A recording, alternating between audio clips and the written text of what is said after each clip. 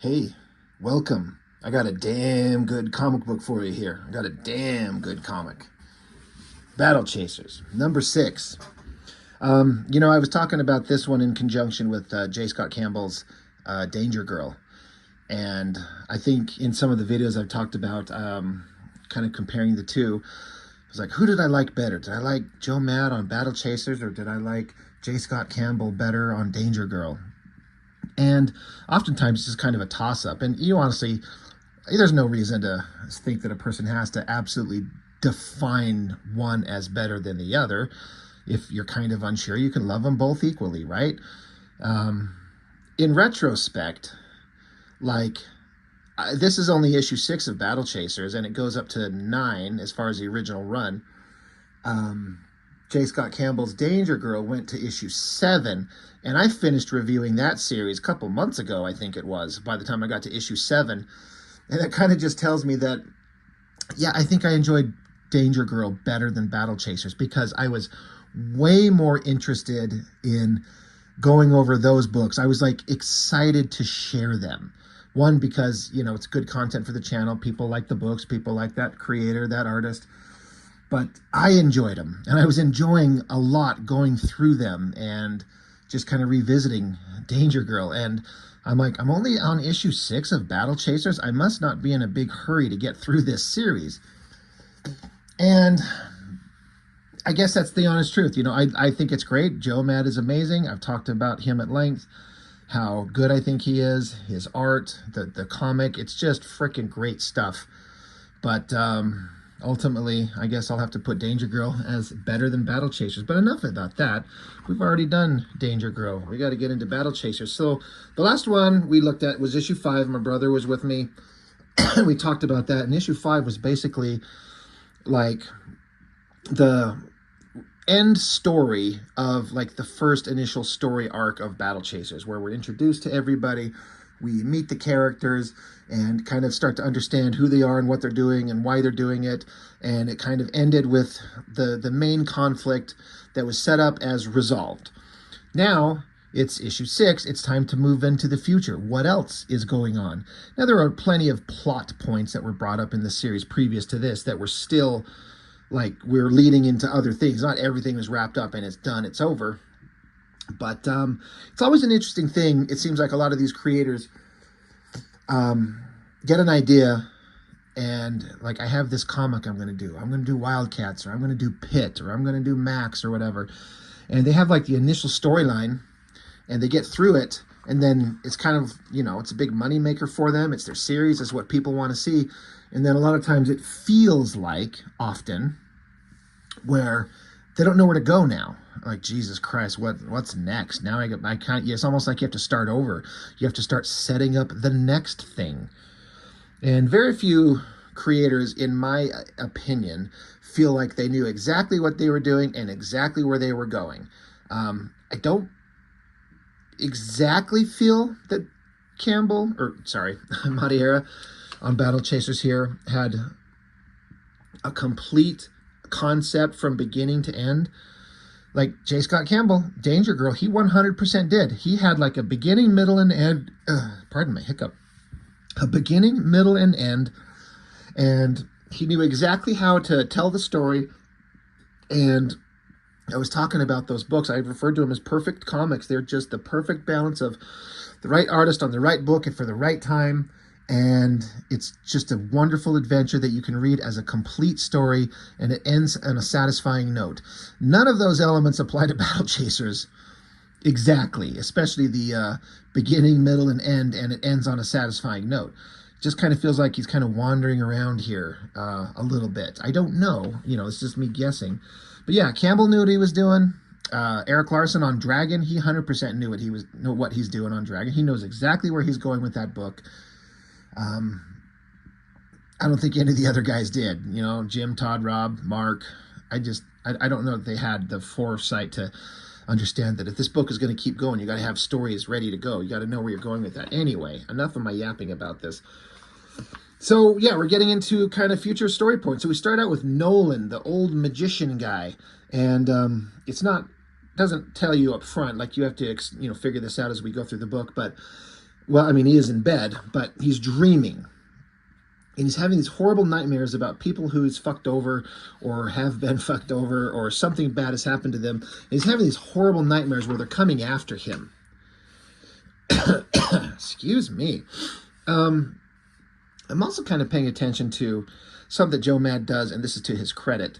A lot of times on a page, artists will put, I don't know, the term that comes to mind that I've heard is like an anchor image, a big awesome shot. Out of all the panels, there's one shot that's like this big amazing one that really like draws your eye and makes the page exciting. And it also helps the secondary market when you want to sell the originals, if you're going to do that, because who wants a page of just talking heads as opposed to a big cool shot of one of the main heroes looking awesome? But Joe Mad, to his credit, he just kind of throws in just regular sized panels. He's interested in telling the story. He's not necessarily trying to do some bullshit over the top, like distractionary kind of panel layouts with big figures just to make it look pretty for the sake of making it look pretty. It's like he's trying to tell the story. And to his credit, like, it works. He's legitimately amazingly talented, and all credit to him. But yeah, so the story, all these different creatures keep showing up and horrible things happen to them. And, so yeah, Nolan's having this horrible nightmare, and it ends with like the corpses of them in his dream, like, you're going to be joining us, your time's coming. And so he wakes up from his nightmare having, it sucks to have horrible nightmares. But he's just trying to figure out if it's a vision, if there's something, if there's a meaning behind it, or it's just in his brain. Who knows? Who cares, too, in a way? It's like, I mean, it's setting up stuff for the future. I shouldn't say who cares. You got to always have these moments to, like, set things up. But now we are introduced to this new guy. They're looking at the city that had this, there was this big battle in the last couple issues, and the city's been kind of, has suffered a lot of damage. So now there's this guy.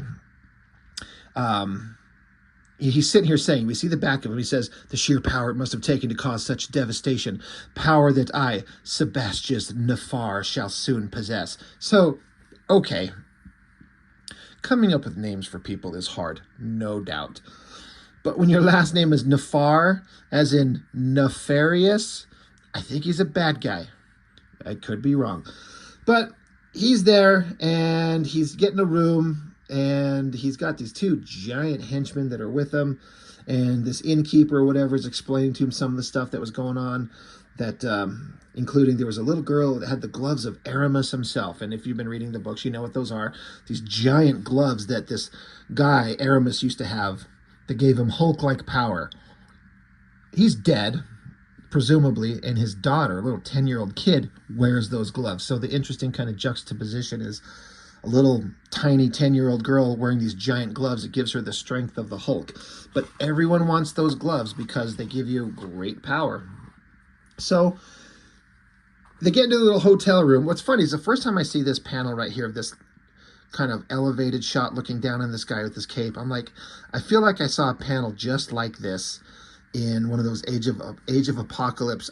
I'm pretty sure Joe Mad drew, and this is like Magneto walking through a room. It's like he kind of drew the same kind of angle. And I'm not saying that as a complaint. It's one of those things where you're like, this is the right angle, it just kind of happens to match, whatever. Anyway, I see that and I'm like, that looks familiar. That was an Age of Apocalypse.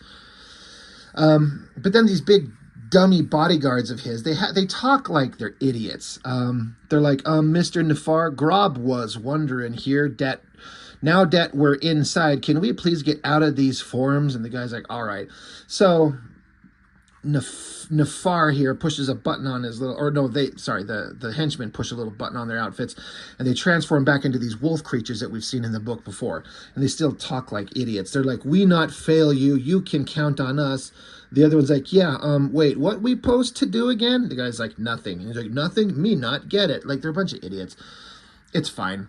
But now they're meeting up with a little magician guy shows up, and he's got something important that, they're building. We're building up, like, new bad guy, wolf creatures, creepy magician is bringing some secretive thing that you can tell by this last panel, which is incredibly well drawn. The highlight of the bright light and the shadows on his face and the creepy look, the expression.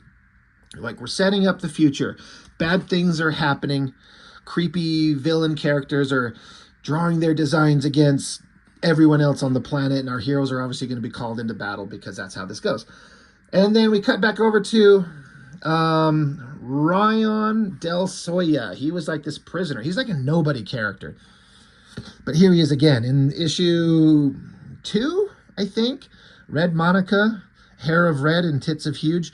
She's like a hired mercenary kind of girl, and she was hired to get him out of prison. Well, he's trying to get away, and this is now issue 6, and that happened in issue 2. But to catch up with him, she puts a gun to his head, tells him to get down on his knees, and she's basically like cowering in the shadow of her massive hooters. And she's telling him, if you ever try to run away again, this knife that she's holding, you better use this on you, because if you don't, you'll wish that you had by the time I get done with you. And he's like, you can do anything you want to me, including throwing a knife at my dick, because the giant hooters are giving me dirty thoughts. She's like, I know, it always does. Then we cut over to, now we're getting set up with the new villain. I think this guy's name is August, which, you know, okay, you know, he's August. It's a pretty awesome design, this armored face, which is also, it's this face shot on the inside of the front cover. I like the three-dimensionality of it. The little slats in his outfit and the chin. Really good. You know, armored face, cloak flowing in the wind. It looks really awesome. But Monica shows up. She's delivering this criminal guy, this Del Soya guy. They're like, well, here he is. So she's like, you can pay me now. And he's like, you're not getting paid. So Monica and all her, you know, like henchmen are like, what the fuck? And so she points a gun at him. He's like, you want to run that by me again? He's like, yeah, you fucked up the jailbreak. You alerted everybody to our presence. So you all have to die. I always like this shot. This is a great shot of her head, her arm coming forward in the foreshortening, and this gun. It's like steampunk, sci-fi, fantasy technology that looks familiar but different. It looks great. And the angle on it is fantastic. Got that same gun, or at least a similar one right there. Looks awesome. But, so Monica's like, yeah, you're not going to kill anybody. You're going to pay me. This is 3 against 1. And so we'll kick your fucking ass. And so August guy is like, actually, he's got these war golems, kind of like the character we didn't see in this book, but it's one of the team, Calibretto, these war machines that were created in this world to, you know, wage war, and then they were outlawed. And Calibretto seemingly was the last one still functioning and alive. Well, guess what? This guy's got a couple of them too. And he's bringing them, you know, there they are. He's going to kick ass, and oh, it's already over. This is only 12 pages of this comic, and he's done. I don't have issue 5 sitting near me, so I couldn't tell you when the last issue was published, but Battlechasers ended up on a massive, like, delayed publishing schedule. Months and months in between. 5, 6, 7 months. There might even been like a year. There's another reason why Danger Girl is better. I can't remember what the publishing schedule on Danger Girl was, and I'm sure there was some gaps, especially with that last issue. 7 was huge, but it wasn't like the same thing that Joe Mad was doing, to my recollection. And so it started to piss me off because I was enjoying it so much. I want to know where this goes. And whatever Joe Mad had going on in his life, his focus, his priority was not his comic book. And for a guy like me, who it's all I want in the world is to have a comic book that people be interested in reading. I can sit down and draw it and make a living off it. I don't even need to be wealthy. Joe Mad would be wealthy off this shit, like very, very well to do. I don't need that kind of money. I just want to be able to make it and live and just keep making art. And just when you have somebody who has the greatest opportunity in comics ever and kind of doesn't want it, kind of sours you a little bit. So that was over. So I'm like, well, what the fuck else is in this thing? So then we get to this backup story. So I think it has the end. No, it actually doesn't say. That's funny. It's not exactly a credits page for that. It has it here. Adam Warren, interlude story. So this book was printed in August of 99. That's funny. Valen's name is August, is printed in August. Adam Warren. I can't honestly tell you if I was aware of this guy at this time. If I was aware of Adam Warren, it was on a very, very, very, like I'd just seen the name in passing. I had no idea who he was, what he could do. Not a thing. Nothing. And suddenly there's a backup story by this Adam Warren. I'm like, we have to dedicate half this book to some artist I don't fucking know. And then at a glance, I'm like, oh, he's one of these fucking anime artists with the big eyes and the little notch nose and the big goofy lips. I was like, instantly, I was like, fuck this. I'm going to hate this. Because I'm not any kind of expert on anime or manga or anything like that. I have ran across a couple of things that have been really good. And so, of course, I did read this story. And by the end of it, I kind of had to go back and reread it and look at it. And I had to, like, admit to myself that, one, whoever this Adam Warren was, guy, and again, this is me talking about myself back in 99, whoever he is, holy shit, is he good. Like, really good. He's very different from Joe Mad, but it's also, like, Joe Mad's an anime kind of inspired guy, and obviously so is Adam Warren. And after reading both stories a couple of times, I like this backup story better than the main story. It's very simple. It's not overly complicated. It's just one girl and a couple other creatures and the interactions between them. So it's easier to make this more interesting than the previous story where you got to have multiple characters and multiple things. Like, he's getting his ducks in a row. He's got to tell his story. But so it's easier for this story to be a little more easily accessible. But I enjoyed this better. And I never have been at this time like a fan of anime style or manga or whatever the terminology would be. But just setting aside, it's not my thing, and just look at the art, the details, like just a great shot of this top panel up here. Like, it's just her freaking sexy ass hips and her tummy popping this knife out of its sheath. And then this great shot, her long red hair flowing, and this line work to indicate motion and movement and speed. And she's whipping out this knife, really well drawn. And then look at the coloring that they did. You see that, is it Damascus metal? Am I thinking of the right terminology? That wavy kind of look in that metal there. That's a really neat effect. That's a great use of the computer and the effects you can get out of it, like putting that kind of like wavy kind of metallic shine pattern on the blade like that. Really awesome. Coloring looks great. Did he color it? Liquid colored it. I guess he colored everything. So starts out with her pulling a knife and whipping it out as if she's going to fight somebody. Then it cuts to, boom, 10 years ago. And then, so you got these guys in they're like mummy corpse bondage creatures.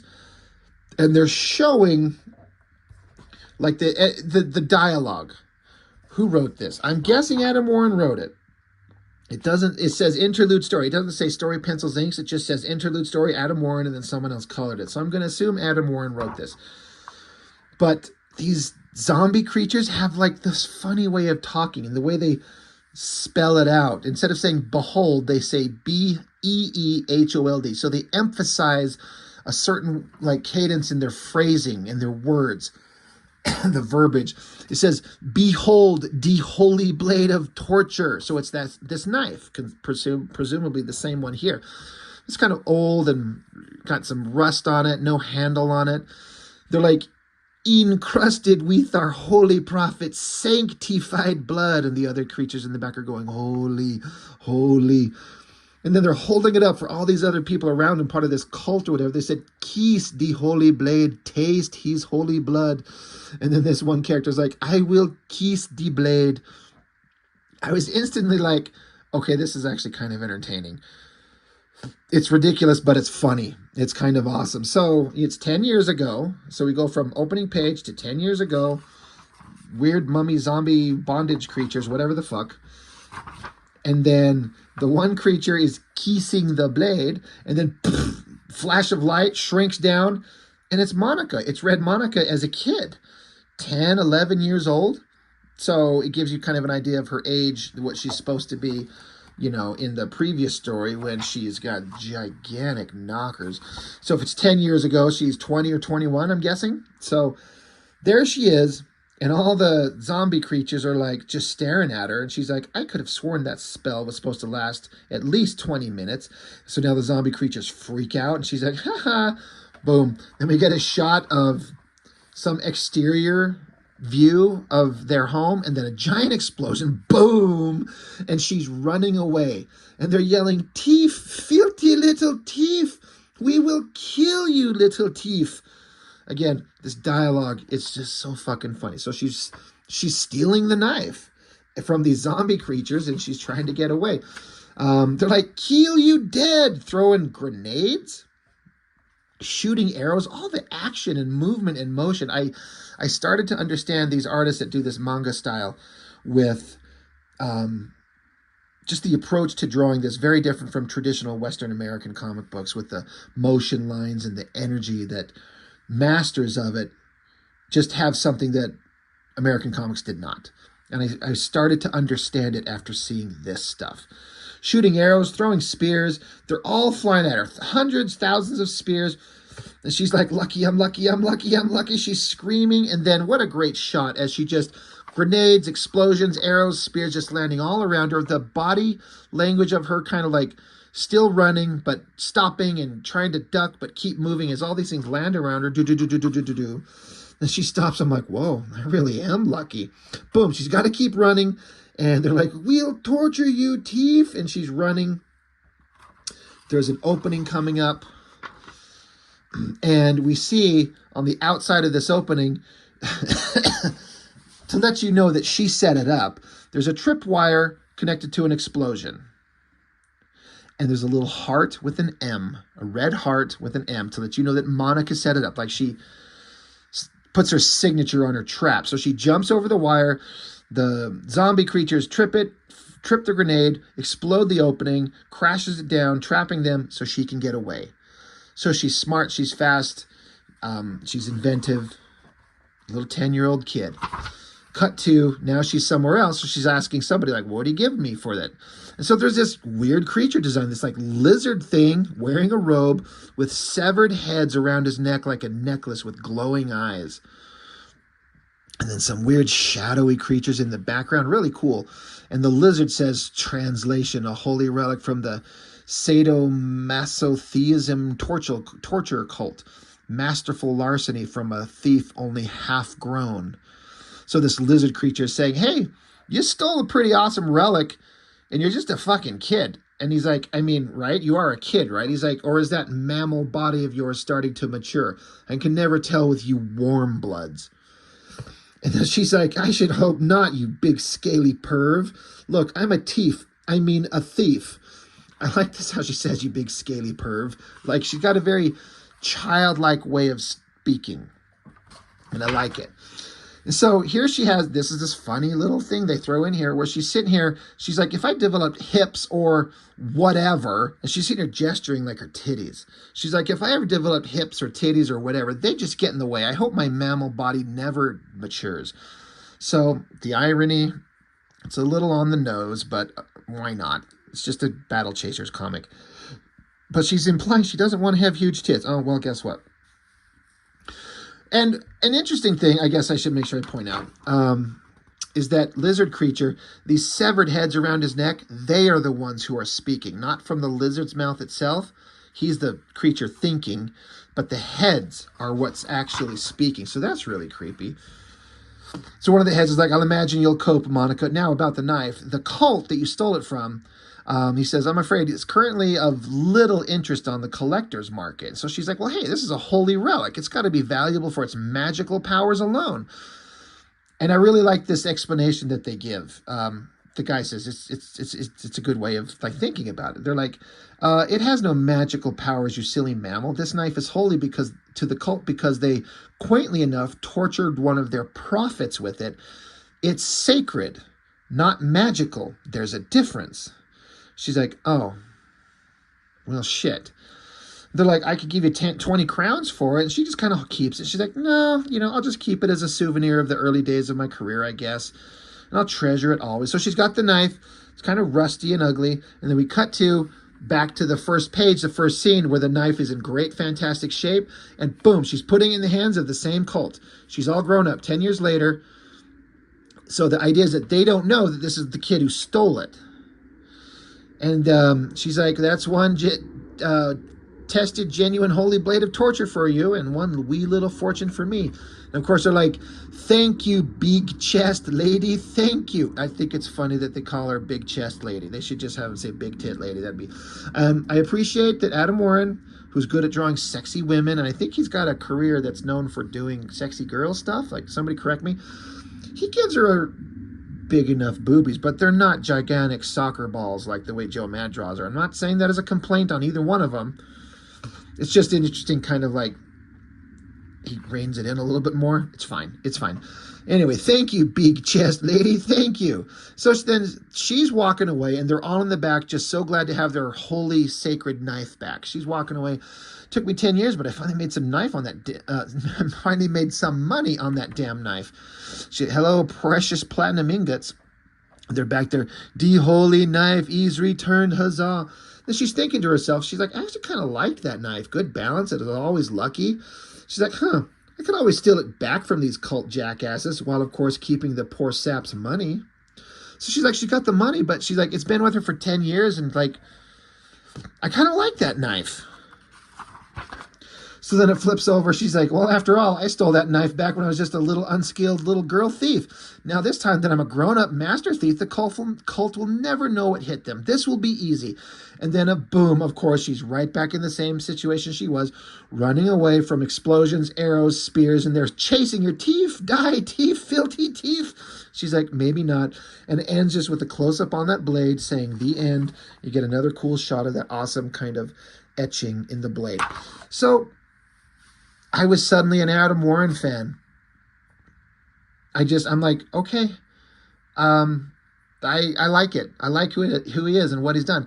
Now, to be fair, I've never picked up anything he's ever done separately. I don't know what he draws. I never sought it out. So I guess it's kind of hypocritical of me to be like, I'm a big fan, and never picked up anything he's done. I kind of feel like I need to go digging and find something that he's done, but I don't know where to even start. But like I said, this is my introduction to that kind of work. It's really good. It's entertaining. And I liked this backup story better than Joe Mad's story. Both were good. Both are well drawn. Both were exciting. So at first I was pissed off because it was such a short story. I'm here for Joe Mad and Battlechasers. I'm not here for Adam Warren. At first. Suddenly I'm like, actually, I'm kind of fine with Adam Warren on Battlechasers now. So, for a minute it felt like a frustrating read, but then it became, no, actually it was kind of fine. I enjoyed that backstory. I would actually read a lot more. And I think there's at least one more story that I can think of that Adam Warren does in the back of one of the next issues. At least one more. I don't know if there's two more, but it was a good idea to bring him on. I mean, if you got to bring somebody on, bring somebody like that. Works pretty damn well. So Joe Mad's portion of this, not as exciting. Adam Warren's portion, pretty goddamn exciting. So overall, a worthwhile addition to the story, I guess. So Battlechasers number 6, that's it. We've only got issues 7, 8, 9, and then it's done. And then 25 years later, they did issue 10, which I've already reviewed. And then I didn't know. I guess I was told, somebody correct me, that there's issues 11, 12, and maybe 13. Like there was 4 issues total of the new series, or the continuation of the series drawn by that other guy. I got to get my hands on those. If for no other reason, I kind of want to get some measure of wrap-up to this fucking story that's been started for 3 decades. It'd be nice to have that kind of closure. So I got to see if I can get them. Or if anybody's got copies of them and willing to part with them, let me know. So again, I've got Battlechasers number 10, the first of the new ones, but any of the subsequent ones, if anybody knows, send me a message. I'd like to get my hands on those. But anyway, Battlechasers number 6. Pretty entertaining stuff. So that's all I've got for now. Thanks for watching. See you later.